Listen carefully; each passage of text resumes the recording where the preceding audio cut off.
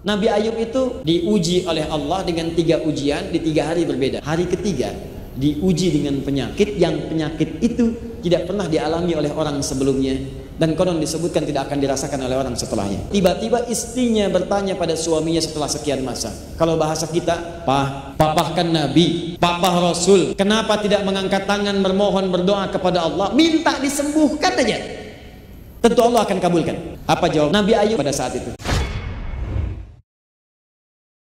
Idnada rabbahu anni massaniyad-durru wa anta arhamur rahimin. Yuk kita mulai rahasia terbesarnya. Saya hapus ini dulu. Yuk rahasia cepat. Anni massaniyad-durru, ya Allah, saya sakit. Jadi Nabi Ayub itu di ayat ini dilukiskan diuji dengan penyakit. Pak, Bu, Nabi aja sakit. Masa kita yang bukan Nabi nggak mau sakit?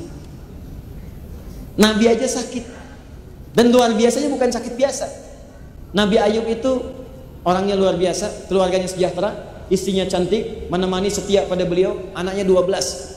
Keluarga sejahtera, orangnya kaya, asetnya banyak, punya kebun, punya hewan-hewan ternak, kaya, sempurna hidupnya luar biasa. Nabi, Rasul, dekat dengan Allah, keluarga sejahtera, aset banyak.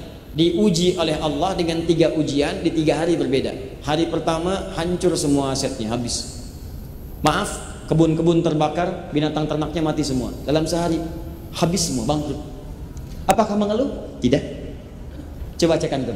Nabi Ayub, Nabi Rasul dekat dengan Allah, bisnisnya habis semua, asetnya habis. Begitu habis, tidak pernah ada keluhan, ibadah meningkat. Antum Nabi bukan, Rasul bukan, baru keluar dari masjid hilang sandal aja udah ribut. Ini sendal saya Pak, sendal saya, sendal terharga itu. Sendal apa sih Pak? Sendal jepit. Wah. Apa yang terjadi? Ningkat ibadahnya. Hari kedua tambah lagi ujian kedua. Apa itu? Anaknya yang 12 wafat dalam sehari. Ini 1, 2, 3, ini tidak. Sehari wafat semua, 12 orang. Apakah bersedih? Wajar ada rasa sedih, tapi kesedihan itu dibawa untuk meningkatkan ibadah. Dekat kepada Allah. Hari ketiga diuji dengan penyakit yang penyakit itu tidak pernah dialami oleh orang sebelumnya, dan konon disebutkan tidak akan dirasakan oleh orang setelahnya.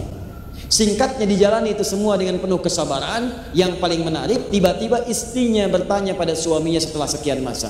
Kalau bahasa kita, papah kan Nabi, papah Rasul, kenapa tidak mengangkat tangan bermohon berdoa kepada Allah, minta disembuhkan aja, tentu Allah akan kabulkan. Nah, ibu lihat sekarang, Bu. Apa jawab suaminya pada saat itu? Kata Nabi Ayub, bahasa kitanya, kita diuji dengan senang berapa lama? Kaya, nyaman, hidup sejahtera, sehat 20 tahun. Ada riwayat menyebutkan 70 tahun. Kita diuji sekarang begini berapa lama? Harta hilang, anak-anak tidak ada, papa sakit seperti ini, berapa lama? 7 tahun. Maka kata suaminya, perhatikan kalimat ini indah sekali. Papa malu kalau minta sekarang. Belum sama masanya antara ujian sakit dengan sehat, antara ujian yang tidak ada harta dengan banyak harta, antara ujian ada anak dengan gak ada anak. Dulu kita senang 20 tahun, masa baru diuji 7 tahun sudah mengeluh? Nanti aja kalau ujian sakit ini sama-sama 20 tahun masanya seperti yang dulu, baru papa minta kepada Allah untuk memohon. Ini prinsip dalam hidup. Kalimat ini dibaca dengan sangat jeli oleh sahabat Nabi Sayyidina Ali bin Abi Thalib radhiyallahu ta'ala anhu. Kata beliau, inilah prinsip hidup yang standar antara sabar dengan syukur. Jadi kalau sedang banyak harta, supaya tidak terlampau berlebihan, tidak banyak stres, antum syukuri itu. Jadi kalau sedang naik, gunakan syukur. Kalau sedang kurang, turun, gunakan sabar. Kalau antum berada di tengah-tengah, nikmat hidupnya. Di begitu naik, tidak menjadi beban, santai, tidak banyak gelisah, gunakan kaidah syukur. Begitu sedang diuji, gunakan kaidah sabar. Kalau antum tempatkan di tengah-tengah, maka tidak ada bedanya antara ada dan tidak ada. Dua-duanya nikmat. Coba deh ibu dan bapak terapkan di rumah tangga aja, syukur dan sabar, itu enak. Pernah ada 2 orang berumah tangga di masa lalu, ini kisah nyata, salafus saleh. Berumah tangga, sering bercanda, candanya itu indah. Istrinya qadarullah cantik, luar biasa cantik, jauh dari isi antum sekarang. Wah. Suaminya biasa-biasa, jauh dari suami ibu sekarang. Ya, Jadi suatu kali begitu dandan indah cantik keluar, itu suaminya menatap, matanya tak berkedip, kepalanya tak berpaling, begini aja. Kata istrinya, "Zauji, ma bika?" Sayang, kamu kenapa? Kata suaminya, "Syakartullah ala hadhil jamalah." Aku bersyukur kepada Allah dianugerahi istri yang begitu cantik ini. Tak mampu aku berpaling, tak bisa aku berkedip saat ini. Kata istrinya, "Zauji, kunna fil jannah." Sayang, kita berdua akan ke surga. Kaget. Kok bisa?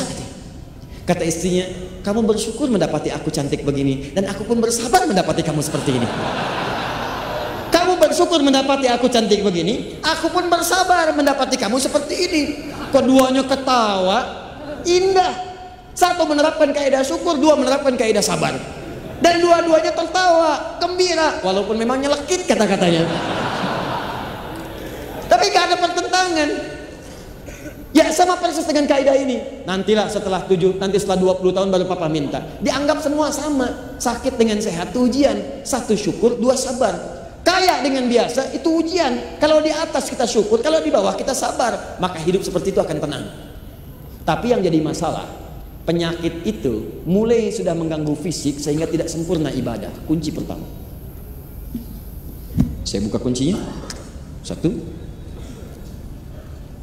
Penyakit ini sudah mulai melukai fisik dan mengganggu kesempurnaan ibadah. Jadi yang menyerang itu bukan penyakit biasa lagi. Ke tangan sudah nggak sempurna gerak, ke kaki sudah melukai, ke kepala mulai terasa, sehingga ketika akan ibadah rasanya ini kurang sempurna ibadah ini. Dalam bahasa Arab, sesuatu yang sudah berpengaruh kepada fisik dan sifatnya sudah mulai terasa bahkan melukai, itu disebut dengan durrun namanya. Durr. Jamaknya disebut dengan dharra. Kalau biasa-biasa memang menimpa, teralami, tapi kita masih merasakan biasa. Sholat lancar, aktivitas nyaman, pusing dikit-dikit, keseleo yang tidak banyak pengaruh, maka orang Arab mengatakan ba'sun, jamaknya ba'sa. Ba's. Mau datang ke kajian, hujan rintik-rintik, bisa Anda lewati, gampang ini, kena juga nggak apa-apa, nggak terlampau basah, lewat. Kata orang, hujan nazil matar. Kata antum, la ba's. Orang Arab mengatakan la ba'sa, nggak ada masalah, ringan. Orang Indonesia nggak usah panjang-panjang, labas. La ba'sa, labas, lewat. Masuk. Nah biasanya kalau orang masih standar-standar, jarang-jarang berangkat, baru pertama kali diuji dulu begini, Allah nggak akan langsung naikkan pada tingkat tinggi. Sehingga dengan demikian nanti ada tahapan-tahapan mengalami ujian. Begitu antum lulus, hebat. Kalau kurang lulus, diuji lagi supaya mantap. Papa mah mau berangkat ke pengajian, bagus. Begitu mau berangkat, hujan. Hujannya rintik-rintik. Bang nggak jadi ya hujan. Tapi kan ada payung pak. Takut teriak. Bilang aja nggak mau kan? Dibahas. Hujan deras, kencang. Sudah mulai membuat tubuh kita basah. Kadang-kadang ada petir. Sudah mulai membuat keadaan kita sudah tidak kondusif. Basah, keadaan sudah menimpa fisik, kadang-kadang datang membawa penyakit. Kalau sudah berpengaruh kepada fisik dan bahkan melukai, itu disebut dengan durrun namanya ini. Penyakit Nabi Ayub pada saat itu sudah mulai kemudian menyakiti tubuhnya, sehingga beliau mengatakan, awas lihat kalimatnya, anni massaniyad durr. Massa itu artinya sesuatu yang sudah menyentuh secara total. Jadi sakitnya bukan cuma di kepala, terasa ke semuanya. Tapi catatannya sudah mulai mengganggu saya ibadah. Jadi penyakit itu dibawa kepada suasana mengganggu ibadah, keibadah. Jadi sepanjang sakit saya ini, saya alami, saya terima. Kalau ibadah saya nggak terganggu, saya biasa aja, saya jalani, saya bisa sholat, ya saya bisa berdoa, normal. Tapi kalau sudah mengganggu kepada ibadah saya, baru kemudian bermohon kepada Allah.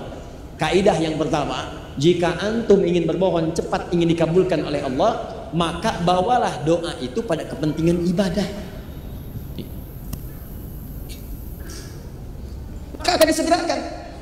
Contoh, maaf ya, betapa banyak teman-teman kita sekarang ingin lulus di kampus cuma sekedar lulus.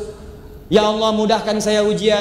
Ya Allah mudahkan anak saya ujian besok di kampusnya. Ya Allah mudahkan dia ujian. Ada yang pengen kemudian pekerjaannya diterima. Ya Allah mudahkan ya Allah. Ada yang pengen harta ya Allah. Mudahkan saya mendapatkan mobil. Ya Allah mudahkan saya mendapatkan motor. Jujur katakan pada saya. Dari semua permohonan itu berapa yang antum arahkan pada kepentingan ibadah? Pernahkah anda memohon kepada Allah, ya Allah luluskan saya yang dengan ilmu ini ya Allah saya bisa mendekat kepadamu. Ya Allah luluskan saya ya Allah yang dengan ilmu ini engkau berkahi amal saya. Ya Allah anugerahkan saya kendaraan ya Allah yang dengan itu saya bisa gunakan untuk mencari yang halal. Saya bisa pakai untuk ke taklim, saya bisa pakai untuk ke masjid. Ya Allah anugerahkan saya harta supaya bisa zakat. Ya Allah anugerahkan saya harta supaya bisa haji, bisa umrah.